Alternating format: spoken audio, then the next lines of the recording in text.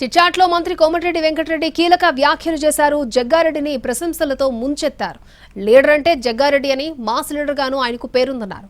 Jaggareddy PCC అయితే 100 సీట్లు తప్పక గెలుస్తామని జోస్యం చెప్పారు కోమటిరెడ్డి వెంకటరెడ్డి.